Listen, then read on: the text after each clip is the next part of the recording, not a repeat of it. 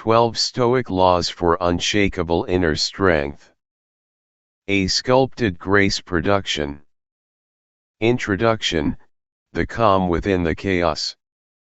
There will come a time when everything you love is tested: your patience, your purpose, even your identity. You'll watch plans crumble, trust dissolve, and dreams fade in silence. Most people break in these moments, begging for the world to be softer, for fate to show mercy. But the Stoic understands that life was never meant to be gentle, it was meant to be real. Every challenge you face is not punishment, it is preparation. Every heartbreak is a lesson in detachment, every failure a blueprint for mastery. Stoicism is not a philosophy written in marble, it's a discipline carved in the fire of experience. It teaches us that peace is not found in perfect conditions but in perfect control of our reactions. When the world shakes, the Stoic does not beg for calm seas, he learns to steer.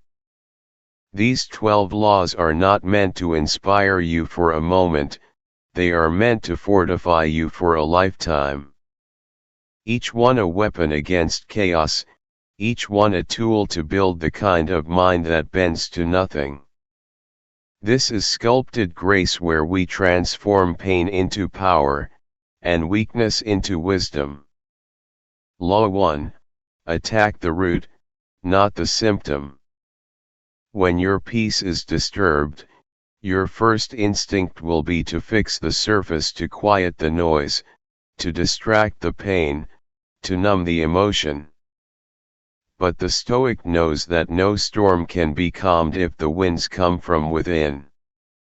Most people keep trimming the leaves of their suffering while ignoring the roots that keep it alive. The anger that erupts in small moments, the jealousy that hides behind ambition, the fear that disguises itself as caution, all are symptoms of a deeper cause. The Stoic doesn't escape the feeling, he investigates it. He sits with it long enough to understand its origin. Marcus Aurelius wrote, "You must become your own physician."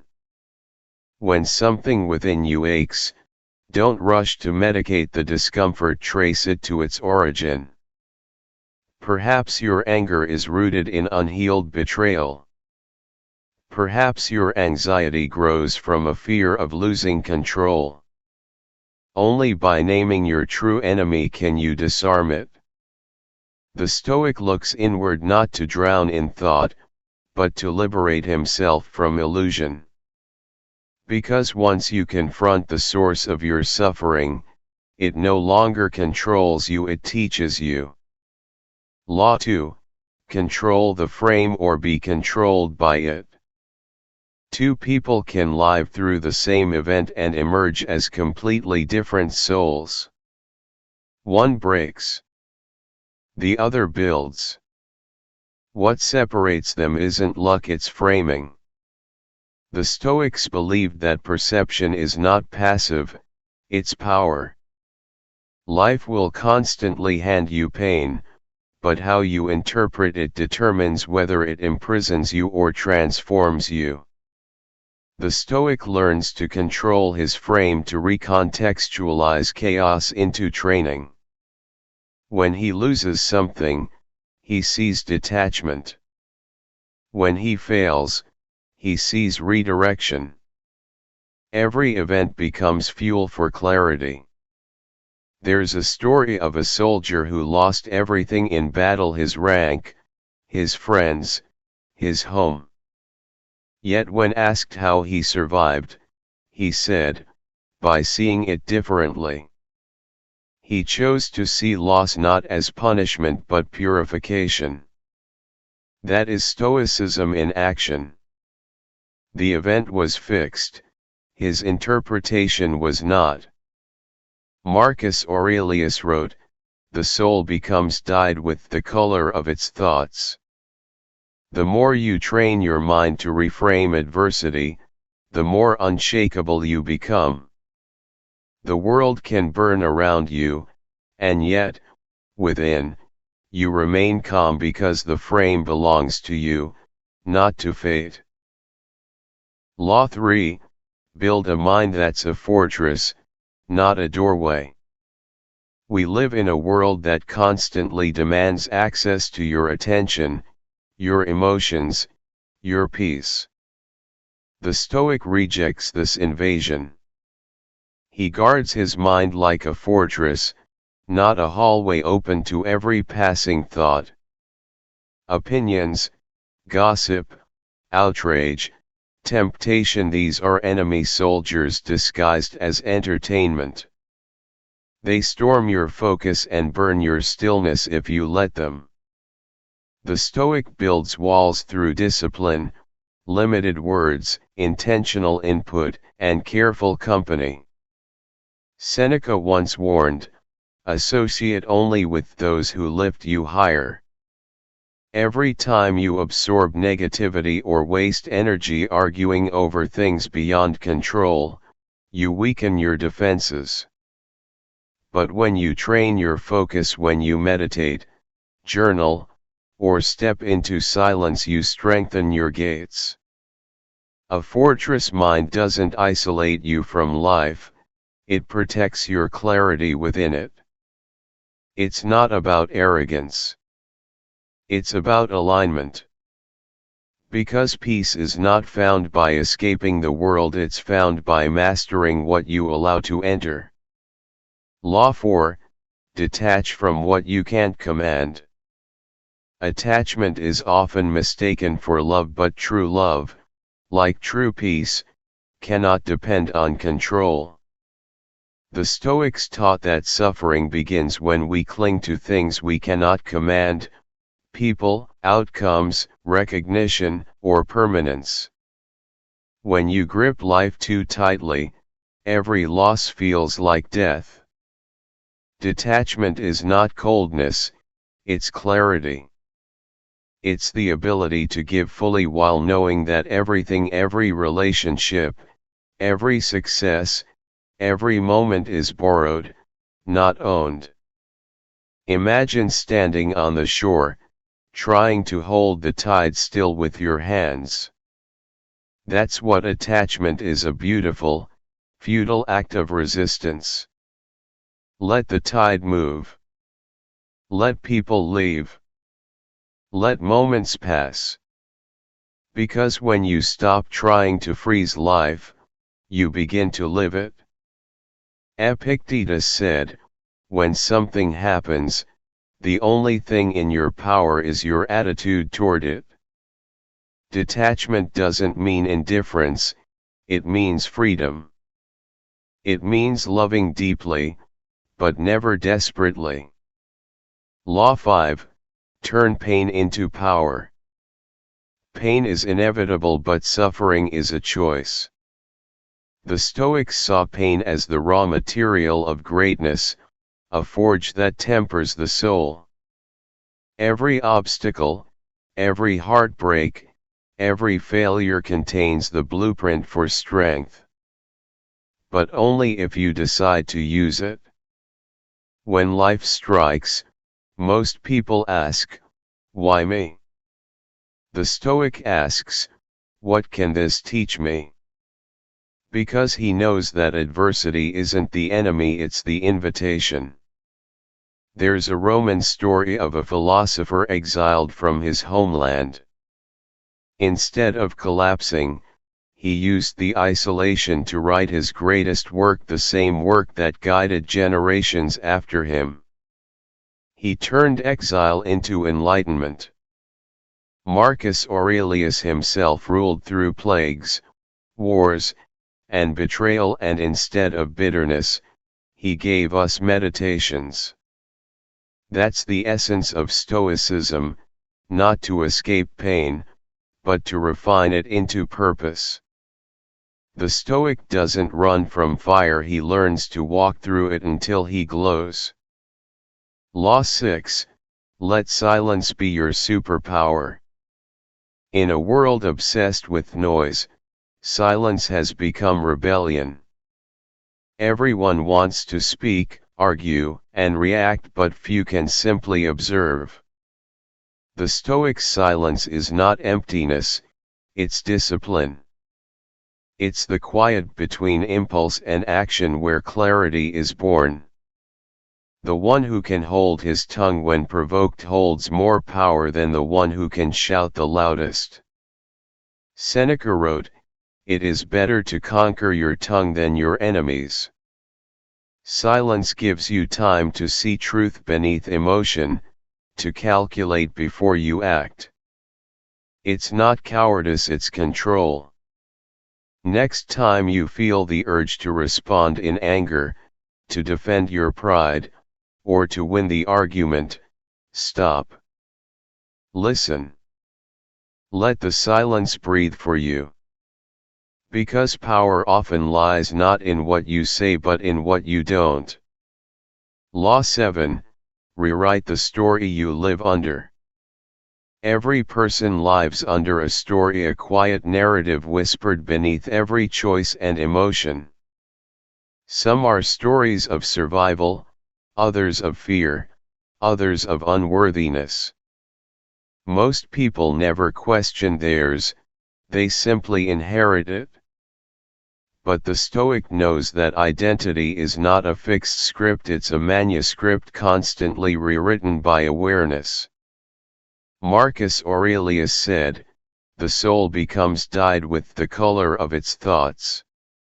That means every thought you repeat stains the fabric of who you believe yourself to be. If the inner voice keeps saying "I'm not enough," that belief becomes your truth, not because it's real, but because you accepted it. To rewrite your story, you must first confront it. What do you tell yourself when you fail? When you're rejected? When things fall apart? The Stoic pauses and reframes. "This is not my ending," he says, "it's my education." He uses failure as data, not as identity. He replaces shame with self-inquiry, and fear with curiosity. You are not the broken child, the overlooked dreamer, or the one who always loses. You are the one who learns. Rewrite your narrative, and you rewrite your future. Because once you take authorship of your thoughts, no one else can hold the pen. Law 8. Practice voluntary discomfort. Modern life whispers a lie, that comfort equals happiness. But the Stoics knew the opposite: comfort breeds fragility. When you only chase ease, you forget how to endure. That's why the greatest Stoic masters practiced voluntary discomfort, walking barefoot, sleeping on the floor, fasting, enduring cold. They understood that if you train your mind to survive difficulty by choice, you'll never be defeated by difficulty imposed. Try it yourself. Skip the luxury. Take the stairs. Wake up early when your mind says 5 more minutes. Not to punish yourself, but to remember who commands who. Epictetus, born a slave, became one of the most disciplined minds in history because he practiced deprivation as a path to freedom.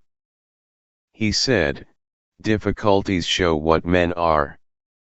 Each time you choose discomfort, you remind yourself that strength isn't born in softness, it's built in self-control.